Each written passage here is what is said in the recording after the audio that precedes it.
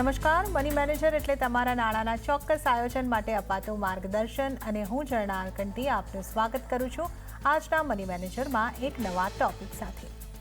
તો માર્કેટમાં આપણે એક રેલી જેવી સ્થિતિ જોઈ રહ્યા છે, નવા હાઈઝ આપણે બનતા જોઈ રહ્યા છે, ત્યારે રોકાણકારોના દિલો દિમાગમાં ભારે ઉથલપાથલ થતી હોય છે। સ્વાભાવિકપણે રોકાણકારોના ડિસિઝન મેકિંગ પર 3 E's એટલે કે ઇગો, ઇમોશન્સ અને ઇક્વિટી માર્કેટની ધરખમ અસર આવે છે। તો જો તમે આ 3 Eના ટર્મોઇલમાં તો નથી આવી ગયા ને? ઇગો, ઇમોશન્સ અને ઇક્વિટી માર્કેટની ચાલ કઈ રીતે તમારા ડિસિઝનને ઇમ્પેક્ટ કરી શકે છે અને તેના પરિણામ કેવા હોઈ શકે છે તે અંગે આજે આપણે ડિટેલમાં ચર્ચા કરવાના છે। અને આ ચર્ચામાં આપણી સાથે જોડાયા છે full circle financial planners and એડવાઇઝર્સના સર્ટિફાઈડ ફાઇનાન્શિયલ પ્લાનર અને યોર ફાઇનાન્શિયલી બુકના લેખક કલ્પેશ આચાર્ય। કલ્પેશજી, આપનું સ્વાગત છે CNBC બજાર પર। કલ્પેશજી, જે રીતે આપણે અહીંયા આગળથી વાત કરી કે આપણે માર્કેટની અંદર એક બુલ માર્કેટની સ્થિતિને અત્યારે જોઈ રહ્યા છે, તમામ જગ્યાએ આ બુલ માર્કેટની ચર્ચાઓ થઈ રહી છે, આવા સમયે જે 3 E આપણે ગણાવ્યા છે એનો આપણે ડિસિઝન મેકિંગ ઉપર આપણે સ્વાભાવિકપણે હાવી થતા હોઈએ છીએ। આ 3 E એટલે ફરી એક વખત દર્શકોને જણાવી દઉં, ઇમોશન્સ, ઇગો અને ઇક્વિટી માર્કેટ। તો આ જે સ્થિતિ છે કલ્પેશભાઈ, એક્સાઇટિંગ ટાઈમ તો આપણને લાગી રહ્યો છે, પણ સાથે જ આ એક ઇમોશનલી ચેલેન્જિંગ પણ છે। તો તમે કઈ રીતે આ સ્થિતિને સમજાવશો?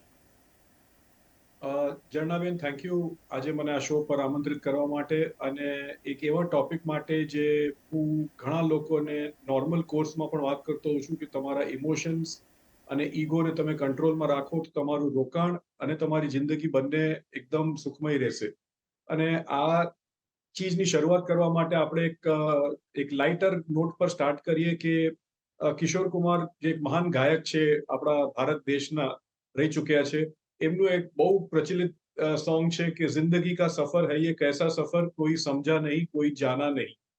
આ જે ગાયન છે એમાં જે શબ્દો છે એનું એક જ શબ્દ એટલે કે જિંદગીને તમે જો રિપ્લેસ કરીને એમાં ઇક્વિટી શબ્દનું વપરાશ કરો તો એમાં પણ તમે એ જ એનું જે એક સારાંશ છે, એનું જે એક મીનિંગ છે એ તમે પકડી શકશો કે ભાઈ ઇક્વિટીનું જે સફર છે એ હજી સુધી કોઈ સમજ્યું નથી અને કોઈ જાણ્યું નથી, પણ એનાથી બેટર ચીજ આપણે કહીએ કે ઇવન જિંદગીથી બેટર ચીજ અને ઇક્વિટીથી બેટર ચીજ આપણા શું કહેવાય એક સુખદાયક જીવન માટે નથી હોતી। તો આ એક નોટ પર આપણે સ્ટાર્ટ કરીએ કે ઇમોશન્સ એટલે શું, એટલે કે આપણી ભાવનાઓ અને ઇમોશન્સ જે છે એ ઘણા પ્રકારના હોય છે અને ખાસ કરીને જ્યારે આપણે ઇક્વિટી માર્કેટ્સના સંદર્ભમાં એ વાત કરતા હોઈએ છીએ ત્યારે ખાસ કરીને બે ઇમોશન્સ એકદમ સામેથી આપણે આપણા ફેસ પર ઇન ધ ફેસ આવે છે અને એ છે ગ્રીડ એન્ડ ફિયર, અને એને ગુજરાતીમાં કહીએ કે એનો મતલબ છે કે એક લાલચ અને ભય। આ બંને ફિયરને ચાલીને જ બધા લોકો ઇક્વિટી માર્કેટ્સમાં કાં તો પોતાના આખા જીવનના રોકાણ નાખી દેતા હોય છે અથવા તો લોકો એ જ ભયથી ઇક્વિટી માર્કેટમાં પગ પણ નથી મૂકતા। પણ ઇક્વિટી માર્કેટમાં જે ઇમોશન્સ છે એમાં પોઝિટિવ ઇમોશન્સ પણ છે અને નેગેટિવ ઇમોશન્સ પણ છે।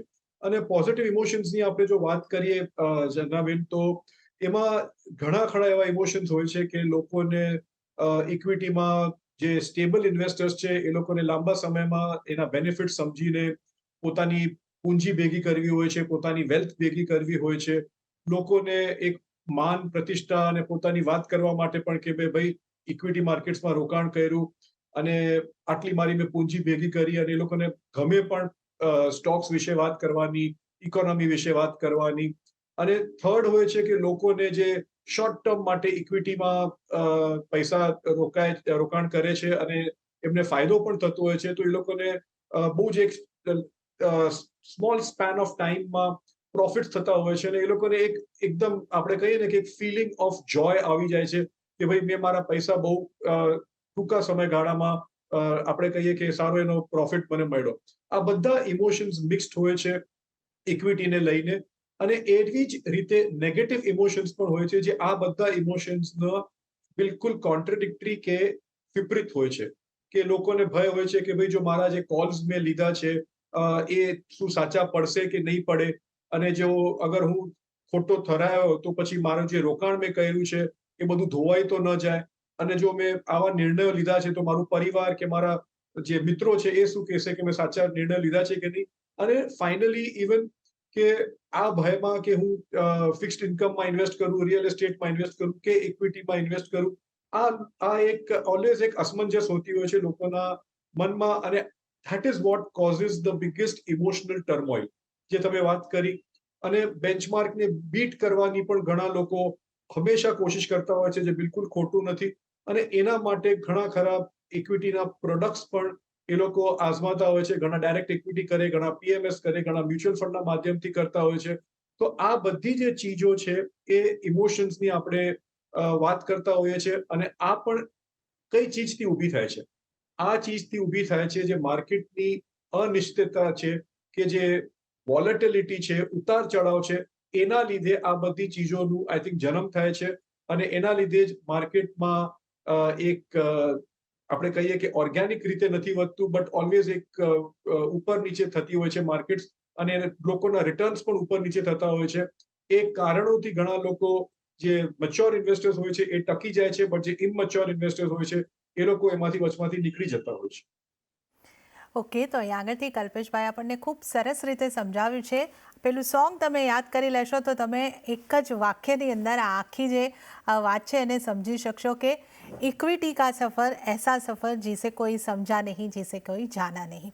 તો આપણે જે રીતે વાત કરી છે કે માર્કેટની વોલેટિલિટી અને અનિશ્ચિતતાઓને કારણે ઘણા બધા ઉતાર ચઢાવ આવે છે, અને એની ઇમ્પેક્ટ જે આવે છે એ તમારા ઇમોશન્સની ઉપર આવતી હોય છે. કોઈક વાર તમને પોઝિટિવ ઇમોશન્સ ટ્રિગર થાય છે, તો કોઈક વાર નેગેટિવ ઇમોશન્સ. તો આવા સમયે તમારે ખાસ ધ્યાન રાખવાનું રહેશે. તમારા નાણાકીય નિર્ણયો કરવા માટે ખાસ તમારે ધ્યાન રાખવાનું રહેશે કે આ ઇમોશન્સ હાવી ન થઈ જાય, અને તમે તમારા રોકાણ જે છે એ યોગ્ય રીતે વિચારીને તમારે ખાસ કરીને કરવાના હોય છે.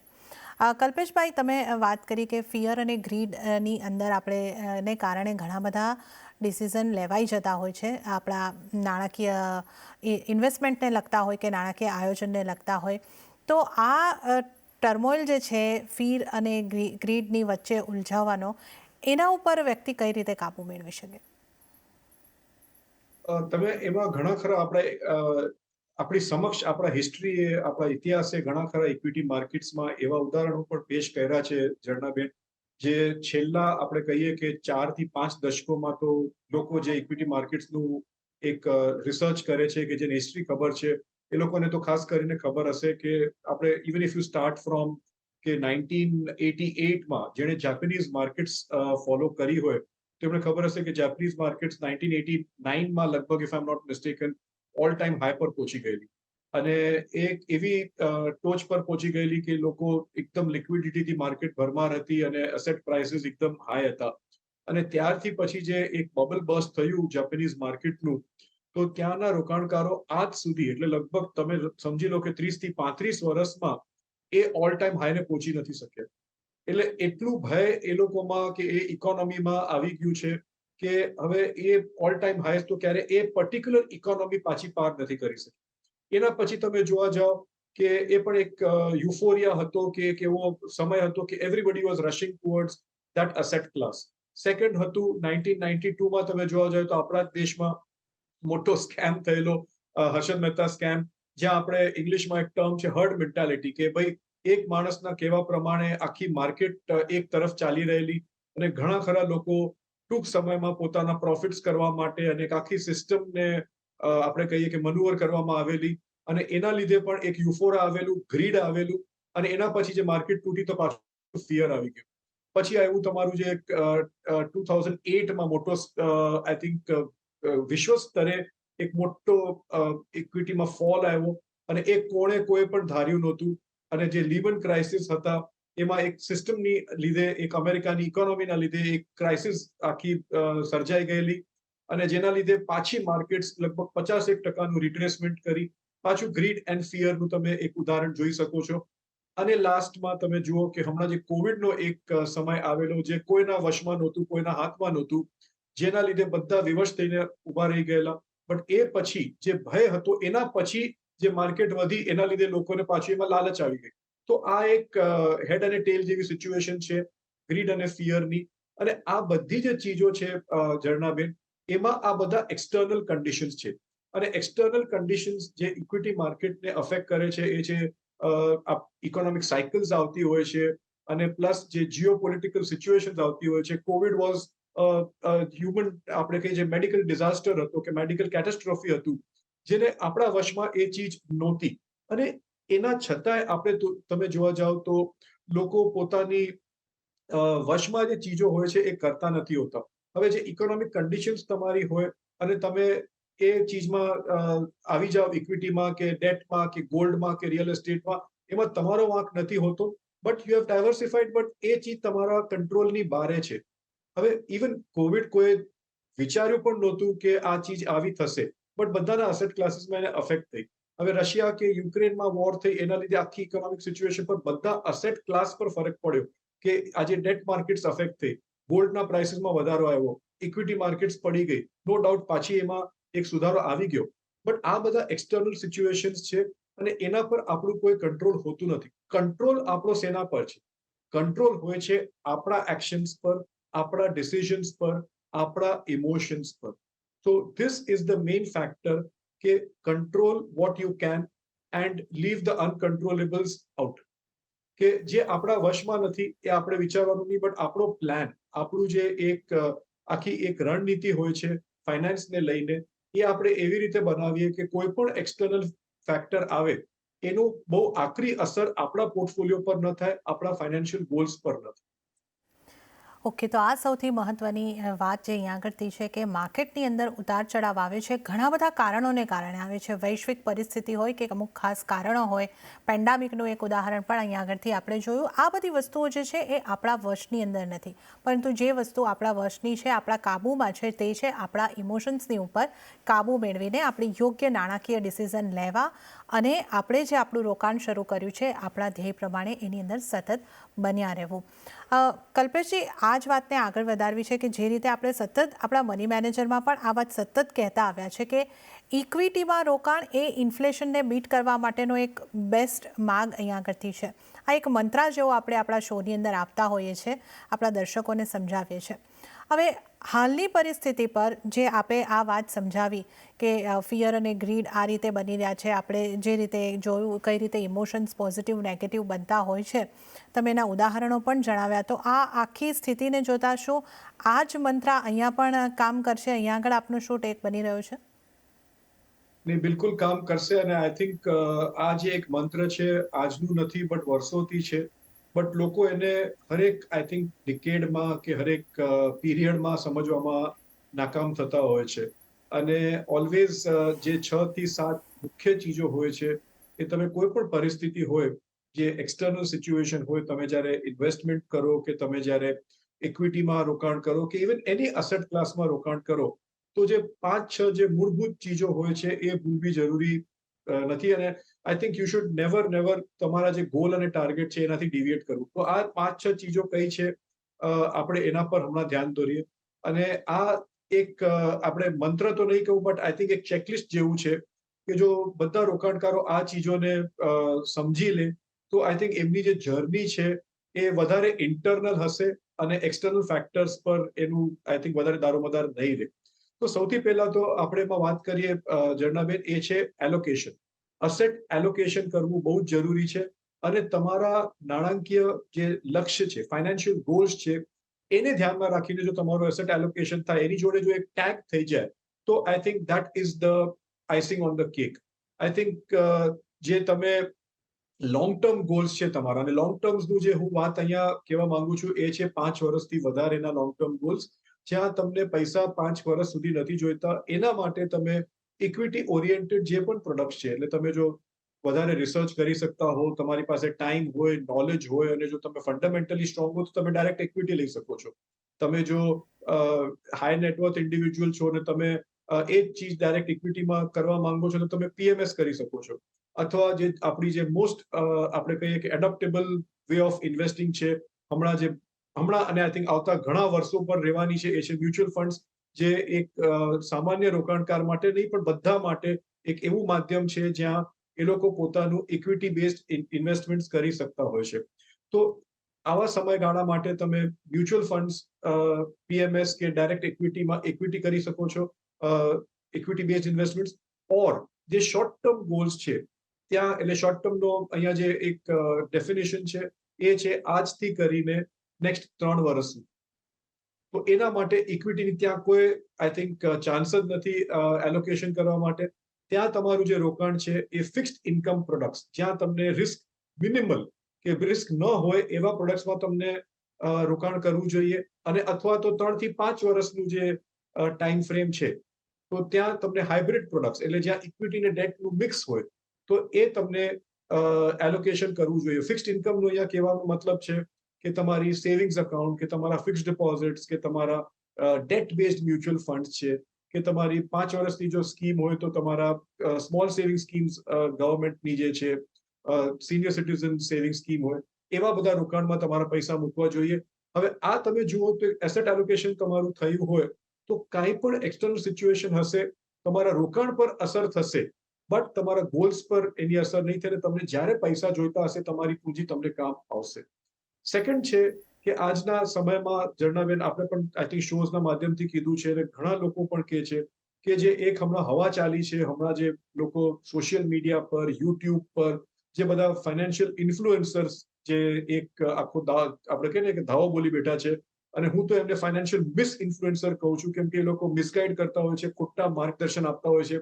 એમની પાસે ના તો રેગ્યુલેશન હોય છે ને એ લોકો આ બધી હેરાફેરી સ્ટાઇલમાં 2 મહિનામાં પૈસા ડબલ ને 3 મહિનામાં પૈસા ડબલ ને બધી એવી ભલતી સ્કીમ્સ કહેતા હોય છે, જેના પર કઈ પગ ના માથું હોય છે એનું, અને એક નોર્મલ રોકાણકારને ઊંધા રસ્તા પર ચડાવી દે છે અને લોકો એમાં પૈસા પોતાના ગુમાવી ચૂકે છે. તો એવી કોઈ પણ ફાઇનાન્સમાં નથી કે તમે એક શોર્ટ ટર્મમાં બેનિફિટ કરી શકો અને એને ફાયદો કરી શકો. એક ટાઈમ ચાલશે, 2 ટાઈમ ચાલશે, પણ આગળ જતા તમને એમાં નુકસાન જ થવાનો છે. થર્ડ જે પોઈન્ટ છે ઝરણાબેન, એ છે કે બિઝનેસ અને ઇકોનોમિક્સ આપણે વર્ષોથી જોતા આવ્યા છીએ. જે ઇકોનોમિક્સ છે વધારે સારી રીતે સમજાવી શકે, એ બધી ચીજો સાયકલમાં ચાલતી હોય છે, અને સાયકલ્સ જ્યારે આવતી હોય છે ત્યારે ઘણા બધા ફેક્ટર્સ એને અફેક્ટ કરતા હોય છે. અને તમે જ્યારે બિઝનેસમાં ઇન્વેસ્ટ કરો છો ત્યારે તમે સમજો કે તમે ઇક્વિટીમાં ઇન્વેસ્ટ કરો છો, અને વાઇસ વર્સા.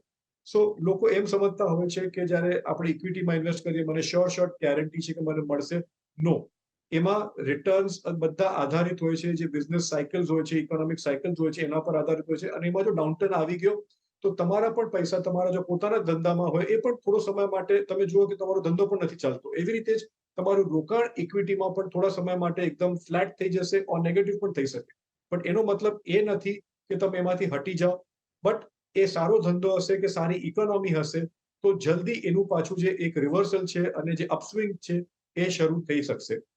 ચોથી વસ્તુ કે તમારું જે પ્રોફેશન, કે તમારી જે બિઝનેસ છે, કે તમારો જે આજની તારીખમાં જોબ છે, નોકરી છે, એ તમે એકદમ સાચવી રાખો અને એમાં તમે પ્રગતિ કરો, કેમ કે એ તમારું મૂળભૂત એક પૈસાનો સ્ત્રોત છે, સોર્સ ઓફ ઇન્કમ છે. એના પરથી તમારી પહેલા બચત અને પછી રોકાણ થશે. તો એ કોઈ પણ હાલતમાં તમે આઈ થિંક તમારી જે પ્રોફેશન કે જોબ કે ઇન્કમ છે એને તમે એક સ્તંભ બનાવો, એને સ્ટ્રોંગ બનાવો, કે કાંઈ પણ થઈ જાય ત્યાંથી પૈસા તમારા આવવા જોઈએ, પછી એના પરથી રોકાણ અને બધું થતું હોય છે. પછી છે એક ઇમ્પોર્ટન્ટ ટોપિક છે કે ઈગો. હવે આપણે ઈગોની હજી સુધી વાત નથી કરી, કે પોતાનું જે એક અહમ હોય છે, અને ઈગો એવી વસ્તુ છે કે આઈ થિંક મોટા મોટાને નસ્તો નાબૂદ કરી દેતા હોય છે. સેમ ચીજ જો તમે ઇક્વિટીમાં કે ઇવન ઇન્વેસ્ટમેન્ટ્સમાં તમે સમજતા હો કે તમે સર્વગુણ સંપન્ન છો અને તમને બધું આવડે છે, પણ એવું વસ્તુ હોતું નથી. કેમ કે ઇક્વિટી તો એક વસ્તુ છે, બટ ફાઇનાન્સમાં પણ આજની તારીખમાં એટલી બધી ચીજો શીખવાની હોય છે કે you are always a student. તો તમને જો એ પોતે ન ફાવતું હોય, તમે એક્સપર્ટ ન હોય, તો તમે બિલકુલ હિચકિચાતા નહીં. અને એક પ્રોફેશનલ એડવાઇસ, ભલે ફીસ દેવી પડે, કે સારું મ્યુચ્યુઅલ ફંડ ડિસ્ટ્રીબ્યુટર હોય, કે સારો એક એડવાઇસર હોય જેને ફીસ તમે આપતા હો, એ માટે તમને માર્ગદર્શન આપશે, અને એ તમે સલાહ ઓલવેઝ લેતા રહેજો તમારા ગોલ્સ માટે. તો આઈ થિંક આ બધી ચીજોનું તમે ધ્યાન રાખશો તો કોઈ પણ માર્કેટ્સ હશે, બુલ કે બેર, આ જે વસ્તુ છે એના માટે જે એક અલગ આપણે પ્લાનિંગ કરી મૂકીએ, આપણી પોતાની પ્લાનિંગ, તો તમને અફેક્ટ એમાં નથી થવાનો. ઓકે, તો આ તમામ માર્ગો છે કે તમે તમારા ઇમોશન્સ છે એને કઈ રીતે કંટ્રોલ કરી શકશો અને કઈ બાબતો પર તમારે ધ્યાન રાખીને તમારા રોકાણ કરવાના છે, શું કરવાનું છે, શું નથી કરવાનું, એ તમામ પોઈન્ટ્સ અહીં આગળથી કલ્પેશભાઈએ આપણને સમજાવ્યા છે. તો આ રસપ્રદ ચર્ચા છે, આપણે આગળ પણ આ ચર્ચા ચાલુ રાખીશું, પરંતુ હાલ સમય થઈ રહ્યો છે એક નાનકડા બ્રેકનો. તો ઝડપથી લઈશું બ્રેક અને ઝડપથી પાછા મળીએ.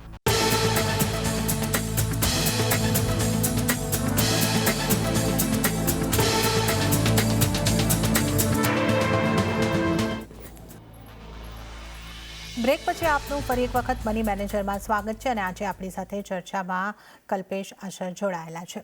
કલ્પેશજી, એક રસપ્રદ ટોપિક ઉપર આપણે વાત કરી રહ્યા છે. માર્કેટમાં જ્યારે રેલી હોય ત્યારે આપણા ઇમોશન્સ, ઈગો અને ઇક્વિટી માર્કેટને ઉપર આપણે હાવી કઈ રીતે આપણા મનોમંથન પર હાવી ન થવા દેવા જોઈએ એની વાત કરી રહ્યા છે. ત્યારે જ એક મહત્વનો મુદ્દો એ આગળથી સાંકળી લેવો છે કે અત્યારના સમયની અંદર આપણે જોઈ રહ્યા છે કે ઘણા બધા એનએફઓ અને આઈપીઓની એક આપણે કહી શકીએ કે ભરમાર આવી રહી છે. ઘણા બધા વિકલ્પો અહીંયા આગળથી મળી રહ્યા છે. તો આને કઈ રીતે જોવું જોઈએ? આને ઇન્વેસ્ટરે તક જોવી જોઈએ કે આમાં રોકાણ પહેલાં થોડો વિચાર કરવાની જરૂર છે? આ બહુ જ એક ઇમ્પોર્ટન્ટ ટોપિક છે ઝરણા, જે તમે હમણાં વાત કરી. અને એક્ઝેક્ટલી જ્યારે બુલ માર્કેટ્સની આપણે વાત કરીએ છીએ ત્યારે બુલ માર્કેટ્સના જ એક સમયમાં તમે એનએફઓ એટલે કે ન્યૂ ફંડ ઓફર્સ, જે મ્યુચ્યુઅલ ફંડ ઓફર કરે છે, અને આઈપીઓ એટલે ઇનિશિયલ પબ્લિક ઓફર્સ જે તમને સ્ટોક્સમાં આવે છે, એની એક ભરમાર લાગી જતી હોય છે. અને એનું કારણ સિમ્પલ છે કે બધાને એમાં એક વધારે પડતું પાર્ટિસિપેશન જોઈતું હોય છે એક રિટેલ ઇન્વેસ્ટરનું. તો તમે જુઓ કે આઈપીઓસ જે પણ છે કે એનએફઓસ છે, ક્યારે પણ માર્કેટમાં જ્યારે મંદી હોય છે કે જ્યારે માર્કેટ ડાઉન હોય છે ત્યારે તમને એનું નામો નિશાન નહીં સંભળાય. અને જ્યારે પણ એક બુલ માર્કેટ કે સારો સમય આવે છે કે જ્યારે લિક્વિડિટી વધારે હોય છે, તો આ ચીજની વસ્તુ એ લોકોને બિલકુલ પરફેક્ટ ખબર હોય છે. અને એ લોકો પોતાના, અને સ્વાભાવિક છે, એમાં કંઈ ખોટું પણ નથી કે એ લોકો સ્વાભાવિક રીતે પોતાની હાયર વેલ્યુએશન્સ મળે કે હાયર એ લોકોને સારું એવું પ્રાઇસિંગ મળી જાય, તો એના માટે એ લોકો લોન્ચ કરતા હોય છે. બટ એનો મતલબ એ નથી કે જે આપણે વાત કરીએ છીએ કે આપણે આપણા પોર્ટફોલિયોમાં કંઈ ખાસ મોટા ચેન્જીસ લાવવાનો ફરક જરૂર પડે છે. કેમ કે એનએફઓસ અને આઈપીઓસ એક એવી વસ્તુ છે જે અલ્ટિમેટલી તમે જોવા જાઓ તો એક સેકન્ડરી માર્કેટમાં તો એ આવી જ જવાના છે. કે આઈપીઓ પણ તમને જે ઇનિશિયલ એનું જે પ્રાઇસિંગ છે, પછી એક નોર્મલ કંપની લિસ્ટિંગ જ થઈ જતી હોય છે. અને ત્યારે એની સાચી એક કસોટી હોય છે કે સાચી એની ટેસ્ટ હોય છે કે સારા ફંડ, સારા સ્ટોક્સ જે હોય એ કેવી રીતે ફંક્શન કરે છે according to cycles. Similarly mutual ફંડ્સમાં જે એનએફઓ છે, જે એક 10 રૂપિયાની આઈ થિંક લાલચ આપીને બધા કહેતા હોય છે કે તમને 10 રૂપિયાની એનએવીમાં મળશે, આઈ થિંક એ પણ એક એનાથી દૂર રહેવું સારું. કેમ કે સેમ ફંડ પછી જ્યારે લિસ્ટિંગ થઈને આવે છે, it undergoes the same business cycles of equity. તો ત્યારે એની અસલી કસોટી હોય છે કે ફંડ મેનેજર કેવી રીતે ફંડને સંભાળે છે અને કેવી રીતે સાયકલ્સમાં પરફોર્મ કે નોન પરફોર્મ કરે છે. અને પછી આપણે એનું ડિસિઝન લેવું જોઈએ કે આપણે એમાં રોકાણ કરવું કે નહીં કરવું. તો આ બધી જે ચીજો છે એનાથી સાવચેત રહેવું જરૂરી છે કે અનનેસેસરી લોકો પોતાના પોર્ટફોલિયોમાં એનએફઓ અને જે આઈપીઓ લઈને પોતાની લિક્વિડિટીને પહેલા હાર્મ કરતા હોય છે. અને સેકન્ડ, પોતાના પોર્ટફોલિયોને અનનેસેસરીલી વધારે આઈ થિંક ઇશ્યુઝથી કે જે ફંડ ઓફર્સ છે એનાથી ક્લટર કરી લઈને પોતાનું જ નુકસાન કરતા હોય છે. પોતાના પોર્ટફોલિયો રિટર્ન્સ ડાયલ્યુટ થતા હોય છે, ક્યારેક નફો ક્યારેક નુકસાન, અને એ થતું હોય છે. અગેન, એક્સટર્નલ ફેક્ટર્સ જોઈને પોતાનું રોકાણ નહીં કરવાનું. પોતાની જે આપણી ઇન્ટરનલ ફેક્ટર્સ છે, અંડર પ્રોફેશનલ એડવાઇસ લેવી જરૂરી છે ઝરણાબેન. અને આનાથી હું આઈ થિંક એન્ડ કરીશ કે જે મેં પહેલા પ્રોગ્રામના શરૂઆતમાં કીધેલું કે જો તમે એક જિંદગી અને ઇક્વિટી, જે કિશોર કુમારનું સોંગ મેં સ્ટાર્ટિંગમાં કીધેલું, એ બંનેનું જો તમે સમજવા જશો કે જો આપણે આપણી પોતાની જિંદગીને એક ઇન્ટ્રોસ્પેક્શન કરીએ અને પોતાના ઇક્વિટી કે પોતાની જે ફાઇનાન્શિયલ પોર્ટફોલિયો છે એનું ઇન્ટ્રોસ્પેક્શન કરીએ, તો આપણું કંટ્રોલ એના પર વધારે રહેશે અને આપણે એમાં ઓલવેઝ એક બેનિફિટ એમાં આપણને મળતી રહેશે. જી કલ્પેશભાઈ, ખૂબ સરસ રીતે તમે આ એક વાતને સમજાવી છે. દર્શકો માટે ઘણી સરળ પણ તમે કરીને એને સમજાવી છે. આપનો ખૂબ ખૂબ આભાર. આપ અમારી સાથે જોડાયા અને આ ખાસ મુદ્દા ઉપર એક વિસ્તૃત ચર્ચા કરી. આપનો ખૂબ ખૂબ આભાર. તો સાથે જ મની મેનેજરના આ શોની અંદર પણ હાલ પૂરતું આટલું જ. હાલ મને પણ આપશો રજા. વધુ અપડેટ્સ અને સમાચારો માટે આપ જોતા રહો CNBC બજાર.